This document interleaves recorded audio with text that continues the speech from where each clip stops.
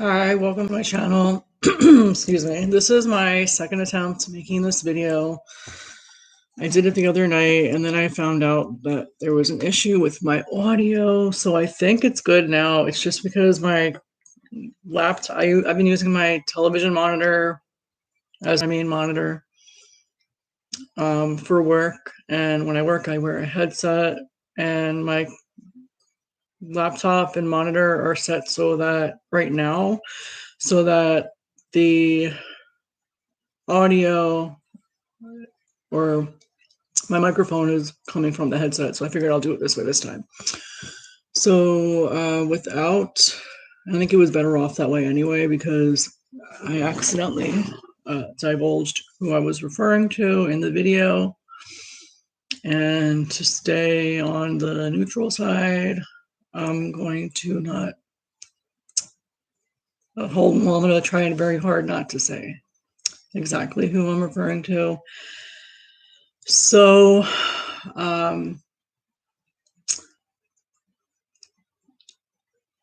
ironically, I had received two different text messages. I originally thought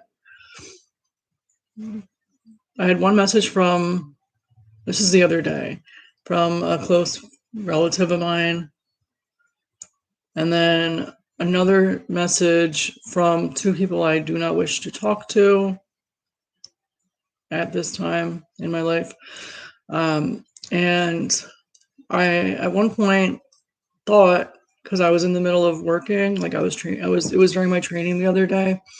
So I'm trying to focus on the training and then look at my phone at the same time. And like, there was just mentally, I was not in the right space. Like, I was thinking about work, and I got a text message from this relative asking me about getting together for lunch on a particular date. And then I get this other message from two numbers that I do not recognize saying, hey, and I asked that relative, who is 908 whatever, and they said, ask. Like, I didn't respond to anything in that other text message. And for some reason, I thought, when I was looking through my phone, I thought that there were multiple people in that room, in that text, all of a sudden, the one with the relative. And these people in the other message, I have anxiety and I have PTSD. So they give me great anxiety, and it just they put me in a really bad mental state. So I'm trying to train, and I see this message from a relative, and then all of a sudden she tells me the name of one of the people. She answers my question. And let's say, like, the other day, my example was I called them Clara and Claire. Just random names. So Clara, she said Clara, and I'm like, I freaked out. I had a huge panic attack in the middle of my work training, and I freaked out, and I assumed that the date that my relative, I almost said the person, was asking me for, because I assumed, because I was going through this motion, the motions, and between that and my other relative telling me via email during this past week how Clara and Claire are always reaching out to her and on Facebook or wherever, and like, I don't understand why you don't want to talk to them or hang out with them. And it's like I talked to Daniel, my boyfriend, about it, like, that I feel better not having them in my life, and I'm about to tell you why.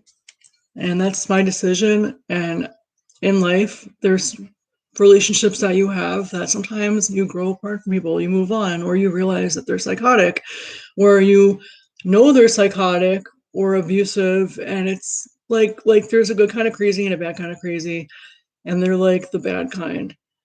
And they're abusive people, they're manipulative people, especially Claire too. in her ways. And there was a point where Claire was trying to manipulate Daniel into doing things for her and me and whatever, trying to get on our good graces. But the things that were said to me from them, and I'll tell you more about something else later in this story, that really shook me up. And like, there's times where in your life where at one state, like in the beginning, like when we were younger and we met in college, like my tolerance level was so much higher than it is now for stuff. So I honestly don't understand, and I've told my family before why they don't understand and accept and respect how I feel. There was a Thanksgiving years ago where my aunt invited Clara over for Thanksgiving because she knew Clara doesn't have a good relationship with her family. And I didn't think that was fair because I did not talk to Clara anymore. I wanted nothing to do with her anymore. And I had a major panic attack to the point where I broke out into hysterics and I locked myself in a room in my aunt's house. And I was texting this guy that I had met and I was dating kind of at the time online. And I asked him, can I come to you and stay over? Because I don't know if I asked if I could sleep over. I just went up sleeping over because I had to get away from my family. It was like flight or flight mode. I didn't even talk about this in the original live stream of this, but I did. I asked the guy, let's name him Tom. I don't think his name was Tom. I don't remember his name. And Tom, I was like, Tom, can I come over right now? I can't deal with this. And I told him what happened. And he was like trying to be nice and supportive. But like, it was kind of weird because we hadn't been dating for long at that time. And like, it was just, I'm sure he knew it wasn't going to go anywhere. And it didn't really matter. But at the time, I just needed to be away. I needed to get away. So my flight and flight mode, they were like trying to see if I was okay. And I'm like, no, I'm not okay. I'm not okay with this. So I got in my car. I mean, this part of the story is not that important, but I got in my car and I drove as fast as I could down the Garden State Parkway up to North Jersey where this guy was living, and I stayed over. I felt so much better getting away from that. But I was so upset with my family for putting me in that kind of situation because I did not want to be around Clara. Same thing happened at my surprise 30th birthday. My real best friend, let's call her, I don't know what, Chelsea. So Chelsea was the only friend at my 30th birthday, and I was so upset that my mom and my sister and my grandma, who like arranged this, did not invite people that I consider to be my real friends, like people that I actually did like. They invited Chelsea, Clara and Claire, and then Viola, this girl that I'm not friends with anymore, that decided to cut me off, and I accepted it, and it is what it is. Like, we all go through different things. Sometimes, people grow apart or they realize I don't really like this person anymore or whatever it may be. You have the right to decide you don't want to be friends with somebody anymore. That's your decision, and those people have to accept it. And you just move on. So, that's just how I feel. And Chelsea saw in my face when I got into the room that I was mortified, and she didn't quite understand why. And I think she asked me, whispered to me, are you okay? You have this look on your face that I could just tell something's not right. Mind you, Chelsea is also a psychologist. I originally went to college for psychology, but I wound up changing, and then I wound up minoring it because I had so many credits in it. But anyway, so Chelsea knew in my face that I was not comfortable at all. And I grinned it and bared it for the entire time. But I was not a happy camper. I don't know why my family hates me. I really feel like they hate me at times. But I don't know if you can relate to this. And I'm 37 now, and my family still feels like they can control me to do things that I don't want to do. And my relative that I'm having a feud with right now about these people and stuff, just doesn't quite get it. And she So it had just had been a coincidence that it was a coincidence that everybody was texting me at the same time the other day. And as soon as she told me that it was Clara, I blocked Clara and Claire. And I didn't answer or listen or read many of my relatives' voice messages. I still haven't heard them.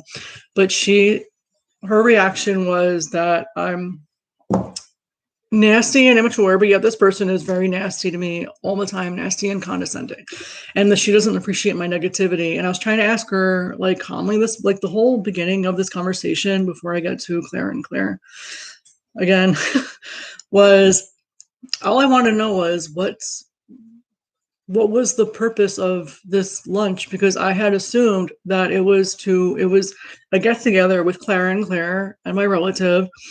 I didn't even think about it being my nephew's birthday lunch, because it was like, it's a whole week after his birthday.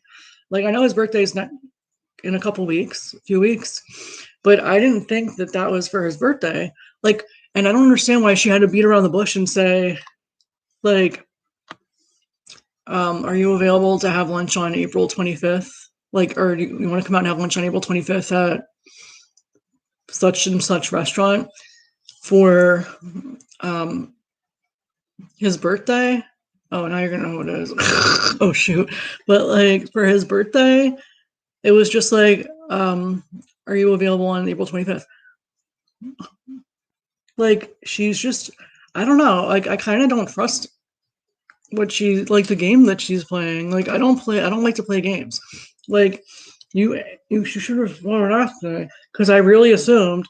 And how am I not to know that she wasn't inviting these people? Like, I do not want to be in the same room as them, whether it's a virtual room or a physical room. I don't want to be around them. And let me tell you why. I'll give you like some good examples. So Clara, one of the last times the last time I saw her, hung out with her, the last time I hung out with her, we went out for lunch, and so between Clara and Claire, every time Claire is dealing with something, Clara has to replicate it, and that's how Clara had always been, and I knew that. All right, before we get to the lunch, when we were in college, and I even tried telling my mother this when she was alive, like, I don't understand why you talk to her, because like, one of the things that she did that bothered me, but at the time when we were in college, I tolerated it. So we would hang out and we would go to her grandma's house, because at the time I think she was living with her grandmother, and her grandma was always in bed. She was very old and like not in a good physical state, so she was always in bed when we went over. And she doesn't need, mind you, this girl does not need anybody's money, because she gets plenty of it, because she has a disability that was supposedly due to a malpractice during her birth, which is very sad and unfortunate. And she makes mad money every year, that she is well set for life. And one of the things that she does, she's also a compulsive liar, is she will pretend like she's financially struggling, but yet if you know her, and you know this girl is banking. She doesn't need any money. She has mad money. So we would go over to her grandmother's house, and she would ask her grandmother for money, and her grandma would please, tell her no, you can't have any. And you know what she did? What Clara did? She would take it anyway. And I don't know. I just didn't want to get involved in her like family issues, but like, she would do it anyway. And I'm pretty sure Viola knew that too, because when she would hang out, and I think she told me that also. And at one point, when Viola wasn't friends anymore with Claire, and I was hanging out with Viola. This is like before I started hanging out with Clara, I mean. Clara tried getting Viola to like feel pity for her. So she was like, I have cancer and I'm dying. And like, that was absolutely not true. And why would somebody lie like that? Like, that was ridiculous. And I'm not even like exaggerating or making that up. Like, that was absolute truth. You can ask Viola that. We don't talk anymore. But if you asked her that, she would probably tell you it's true, because it's true. She would tell you it's true. And that like rubbed me the wrong way about Clara. But then eventually I hung out with her And I think that was one of the reasons why Viola didn't want to hang out with me anymore, because she was upset with me that I hung out with Viola, and I mean, with Clara, and I get it.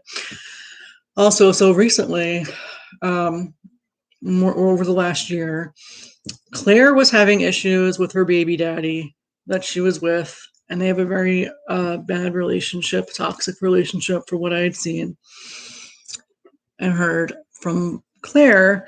And Clara would replicate it because Clara is that kind of person. She sees you're doing something, she has to do it too. If you're having problems in your relationship, she has to have problems in her relationship too, because that's just how Clara is. In my opinion, I think she's like a sociopath or whatever. And she's also very abusive in many ways. She financially abused her grandmother. And I also have, and this is what bothered me about Claire, is that Claire was at my graduation when I was certified as a domestic violence advocate several years ago. I think it was 2013. And she came to my graduation, and I thought maybe she had learned something, but no. So there are a variety of different types of assault and abuse, and financial is one of them. So what So what this one girl, Clara, did to her grandmother was financial abuse, for sure. And then, so Clara told me when we had lunch many months ago that she was saying that, and I'll tell you more of a backstory too about another incident that really bothered me. She told me that they're gonna again, she had said they're getting a divorce. Meanwhile, Claire was in the midst of trying to break up with her boyfriend, baby daddy. But Clara told me that her husband had taken the baby to his parents' house, was living with the parents. She was not allowed to see the baby because she also had a baby with her husband that she did not want, because she realized while she was pregnant, she didn't want to have any children. And she had admitted to me months prior that, I'll tell you about that too. Or let me just tell you all this backstory first. So Clara called me back in November, a couple of Novembers ago, when I was in New York State going to visit some old high school friends that I hadn't seen in a long time with Daniel. And she told me on the phone, she was hysterical, crying to me on the phone. And it was very hard for me to listen to, because she said when she was 5 weeks pregnant, okay, I understand this part, I get it. 5 weeks pregnant, she wanted to have an abortion because she didn't want to have a baby. She didn't like being pregnant because she put on weight. God forbid you gain a pound. I don't know. She didn't like. She was miserable pregnant because she didn't like that she had gained weight. Second of all, she didn't want to have any children, and I was like, "But didn't you tell? Let's say Kyle is her husband's name. Didn't you tell?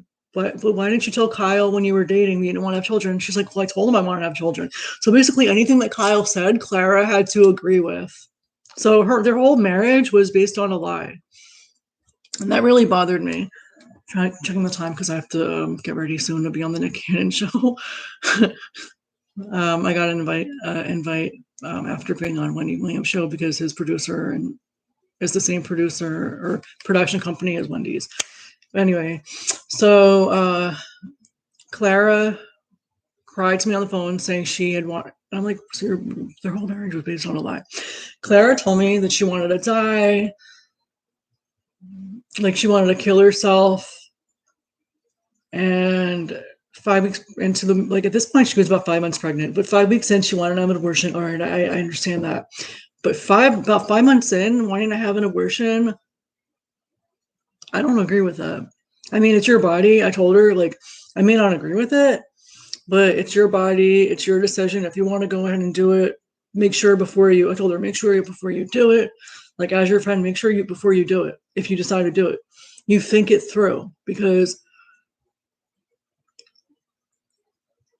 you don't want to do something and then regret it later.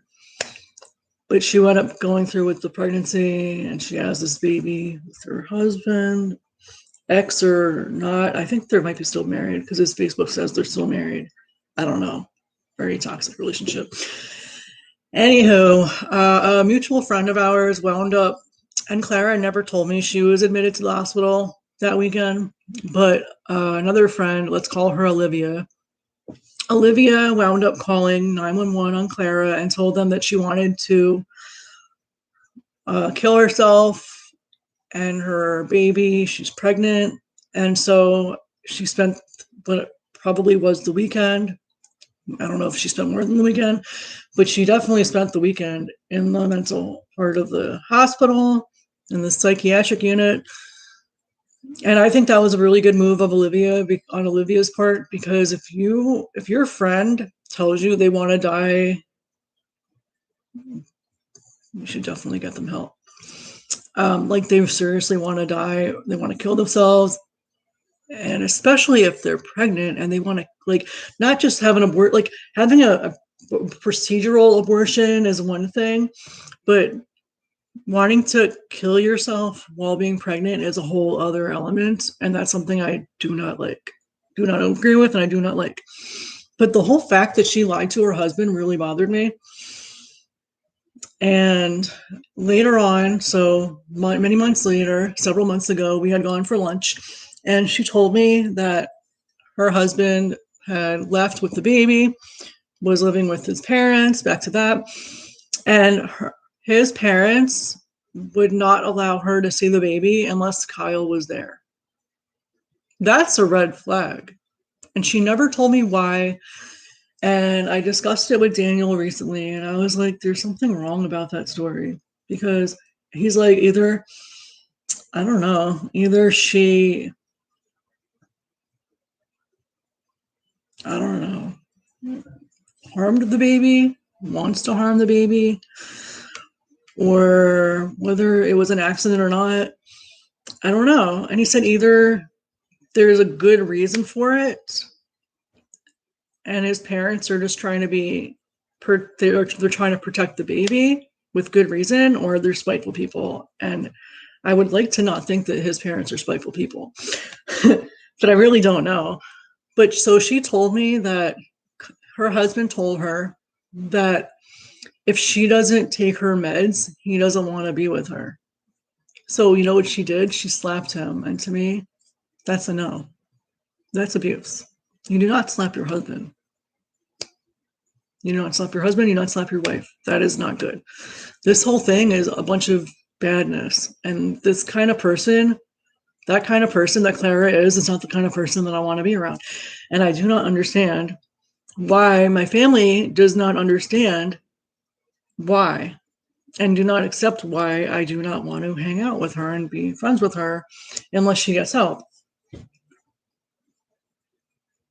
It's my life. It's my decision. I'm an adult and it's my right.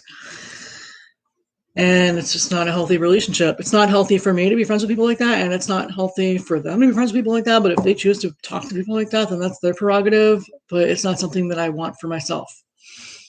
And then back to Claire. Claire spent days telling me on the phone and in person, mostly on the phone though, spent days telling me that her baby daddy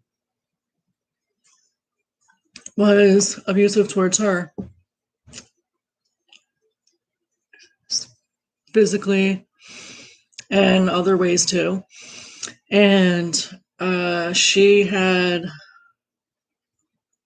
me thinking that she was the victim, when in fact she was not. They both were abusing each other. And she said that he had pinned her down multiple times, but she did it to him too. And that's not right. And again, that's another kind of person that I do not want to be friends with. And again, I don't understand why my family does not understand that. Why wouldn't you want to be friends with people like that? I don't know. Because you have nothing better to do? Like, I personally feel like people in my family choose to be friends with people like that because misery loves company. But I'm not misery, and I don't love company that are miserable like that. Not miserable, but like that are toxic. I don't need toxic friends in my life. I'd rather have like no friends because they're all toxic. I mean, I don't have no friends, but like I'd rather have fewer friends that are good quality people than be friends with people like that. Just saying. And like that really bothered me. And even when Claire told me about, she finally admitted to me, and she said that her baby daddy lied to her and said that he put hidden cameras in their apartment to show her in the act. And eventually he admitted to her, but there wasn't any hidden cameras. But I told her that if you do behave that way and he gets it on camera, that can kill your career, because she works in the public sector in a very, in a professional profession, a very professional profession, where your character as an abuser will really hurt your career. If that word gets out, if your child is taken away from you, but you know what I mean? Like if it gets out, that can hurt your career, that you do that. Like, it's just not good. And so, like, I choose to not be friends with people like that. And I don't see why that's a problem and why my family does not understand it. Can anybody relate? Like, do you have a crazy family? I don't know. But I gotta go. I hope the audio worked on this one this time, and hopefully, like, I don't know. But if you like this video, please give it a thumb up. If this made you want to subscribe to my channel, please subscribe. Please feel free to watch my other videos, and I will see you all soon. I'm planning on doing my BoxyCharm Lux video this afternoon after the Nick Cannon show, hopefully. And I decided